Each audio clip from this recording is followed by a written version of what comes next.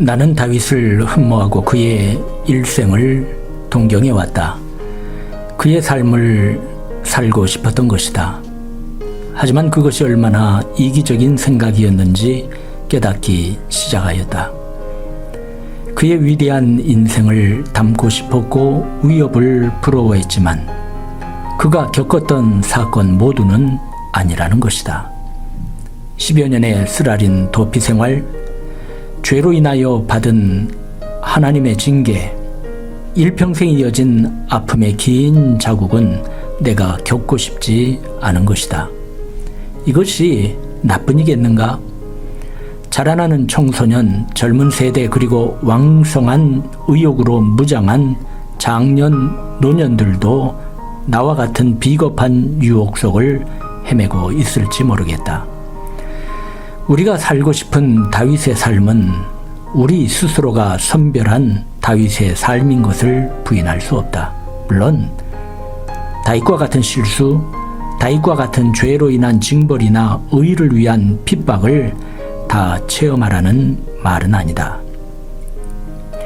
나는 다윗이 이룩한 위대한 업적에 심취하기도 하였고 다윗이 지은 죄에 대한 실망으로 그의 인생을 재조명하기도 하였다.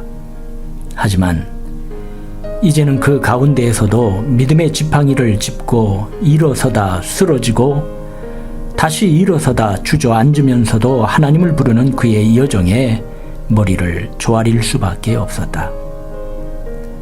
그리고 내가 창조주께 두 손 들고 항복할 수밖에 없었던 것은 한 번 택한 자를 다시금 잡아 쓰시고 한 번 사랑한 자에게 끝없는 사랑을 보이사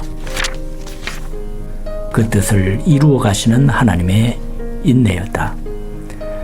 다윗의 위대한 역사를 상고하다가 감탄하기도 하였고 그의 죄의 속성과 죄로 인하여 무너져 내린 한 인간에 실망하기도 하였고 이러한 인간을 다시금 잡아 이끄시는 하나님을 바라보고 나 자신에 대한 희망의 빙거로 삼기도 하였다. 김이곤은 그의 책에 다음과 같이 썼다. 하나님의 역사는 구원을 향해 가는 그 역사는 결코 영광의 역사가 아니라 고난을 통해서 희망을 창조하는 역사이다. 히브리 민족의 고난사, 그것은 세계 인류를 구원하기 위한 이방의 빛으로서 겪는 고난사이다.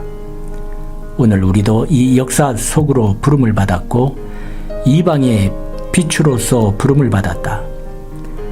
우리도 신의 약속을 받았고 신이 주시는 역사적 시련과 고난을 희망으로 창조해 가야 할 자들이라고 하는 것, 우리가 곧 세계 구원을 위한 열국의 빛이라고 하는 것, 희망이 없는 곳에 늘 희망을 심어줄 수 있는 자여야 한다는 것, 이것이 성서적 역사신앙의 가르침이다. 우리는 하나님의 택정에 의해 하나님의 부르심을 받았다. 약속을 받은 것이다. 약속을 받은 자는 어떤 인생이 펼쳐지더라도 모든 것의 주관자이신 하나님을 앙망하며 자신의 안됨에서 오는 고난 그리고 환경에서 오는 시련을 소망으로 창조할 수 있다. 이것을 다윗은 증명해 주고 있다. 놀라운 다윗 뒤에는 더 놀라우신 하나님이 계셨고 악한 다윗의 죄 뒤엔 다시금 용서하사 사랑으로 정한 뜻을 이루시는 끝없는 권능의 하나님이 계셨다. 주님은 자기의 어린 양을 포기하지 아니하신다. 내가 어렸을 때 아버님께서는 4명의 자녀가 앞으로 교회에서 반주자나 지휘자가 되길 원하셔서 피아노를 배우게 하셨는데 신앙이 좋으시고 실력 있고 철저히 가르치시는 선생님께서 우리 형제를 지도해 주셨다. 하지만 나는 그렇게 피아노 배우는 것을 싫어했다. 당시 아버님께서는 1년에 2번 자녀들을 모아놓고 얼마나 진척이 있는지 점검하시려 피아노 교본을 치게 하셨다. 실력이 없던 나는 꾀가 났다. 악보대로 연주하기가 어려워 왼손은 대충 코드를 잡아쳤다. 아버님께서 피아노 연주하는 것을 한 번도 들은 적이 없었기에 속아 넘어가실 줄 알았다. 점검을 하실 때마다 아버님께서는 아무 말씀도 하지 않으셔서 속으로 쾌재를 불렀다. 이러길 여러 해. 초등학교 6학년 때의 일을 지금도 잊을 수 없다. 우리 집엔 자주 목사님들과 전도사님들이 오셔서 아버님과 함께 성경에 대하여 이야기하시고 찬양하셨다. 목사님 한 분이 찬송가 몇 장을 부릅시다 라고 하셨는데, 그런데 이게 어찌된 일인가? 아버님께서 일어나셔서 피아노 앞에 앉으시는 것이 아닌가? 이제까지 이런 일은 없었다. 내 주를 가까이 하게 함은 십자가 짐 같은 고생이나 내 일생 소원은 늘 찬송하면서 주께 더 나가기 원합니다. 내가 들어도 아버님의 반주는 훌륭했고 은혜로웠다. 무엇보다도 악보를 정확히 치셨다.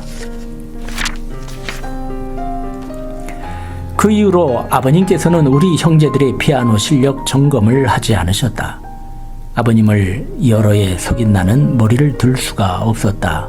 왜 아버님께서는 점검하실 때 한 말씀도 안 하셨던 것일까? 감히 묻지도 못했다. 대학생이 되었을 때 용기를 내어 여쭈었다. 아버지, 그 당시에 왜 저를 나무라시지 않으셨어요? 아버님께서는 대답 대신 엷은 미소만 지을 뿐이셨다. 만약 그때 아버님께서 동생들 앞에서 나를 나무라셨으면 어땠을까? 자존심이 몹시 강한 나는 매우 견디기 어려웠을 것이고 비뚤어졌을지 모르겠다. 아버님께서는 여러 해 참아주시고 지켜보시고 사랑으로 덮어주셨다. 지금도 내 주를 가까이 하게 함은 십자가 짐 같은 고생이나 이 찬송을 부를 때마다 마음이 훈훈하면서 아버님의 인내에 오싹한 기분이 든다. 하나님께서는 그 양을 통하여 하고자 하시는 일을 성취하신다.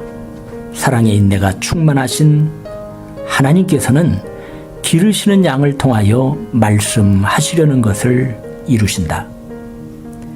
예컨대 베드로는 잡석이었고 요나는 자기의 멋과 정의에 기댄 인물이었고 사도 바울은 고집스러운 자기 과시자였다.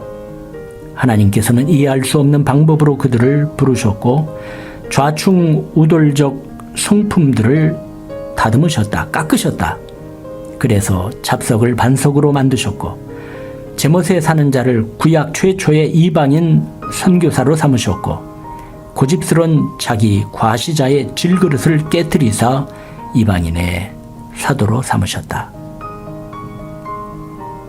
이 책에선 이를 살피고자 한다. 그리고 이를 통하여 오래전 다윗이 오늘을 사는 우리에게 들려주고픈 이야기를 듣길 원한다.